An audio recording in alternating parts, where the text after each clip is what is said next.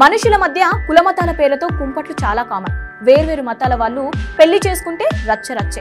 ఇక హిందూ అమ్మాయిని ముస్లిం అబ్బాయి పెళ్లి చేసుకున్నాడు అంటే లవ్ జిహాదీ అంటూ నానాయాగి చేసే వాళ్ళు ఉన్నారు. మనుషులు సరే, మరి జంతువులకు కులమతాలు ఉంటాయా? మీరు నమ్మినా నమ్మకపోయినా జంతువులకు కులమతాలుంటాయని గగ్గోలు పెడుతున్నారు. పని కట్టుకుని కొందరు రాధాంతం చేస్తున్నారు. బెంగాల్ సింహాల విషయంలో లవ్ జిహాద్ ఏంటో ఓసారి చూద్దాం. రాముడు సీత ఓ జంట. ఆ పేర్లను వేరే ఎవరితో ముడిపెట్టినా రచ్చరచ్చే.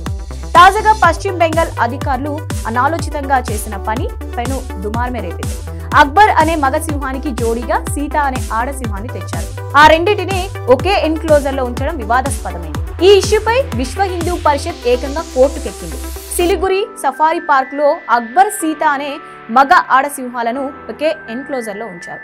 అయితే హిందువుల మనోభావాలు దెబ్బతీసేలా అధికారులు వ్యవహరిస్తున్నారంటూ విహెచ్పి జల్పాయ్గిరిలోని హైకోర్టు సర్క్యూట్ బెంచ్ ను ఆశ్రయించింది.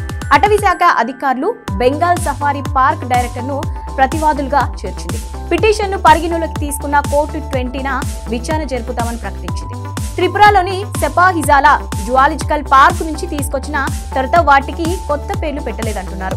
ముందు నుంచే వాటికి ఆ పేర్లున్నాయి. త్వరలోనే వీటి పేర్లు మారుస్తామన్నారు. అయితే విహెచ్పి మాత్రం రాష్ట్ర అటవీ శాఖ అధికారులు సింహాలకి ఈ పేర్లు పెట్టారని చెప్తోంది. వెంటనే ఆడ సింహం పేరు మార్చాలని డిమాండ్ చేస్తోంది. నిజానికి ఈ నెల 12న సింహాలు త్రిపుర నుంచి పశ్చిమ బెంగాల్ కు చేరుకున్నారు. ప్రస్తుతం ఈ రెండింటిని క్వారంటైన్ లోనే ఉంచారు. నెల తరువాతే వాటిని బయటకు వదులుతారు. అక్బర్ తండ్రి పేరు దుష్మంత్, తల్లి పేరు చిన్మాయి సిపాయిజ్ లాగా తెలుస్తోంది. వాటికి 3 సింహం పిల్లలు పుట్టగా వాటికి Amitabh hit movie Amar, Akbar, Anthony సినిమా ఆధారంగా పేర్లు పెట్టారు. కానీ ఇప్పుడు పేరే వివాదానికి దారితీస్తోంది.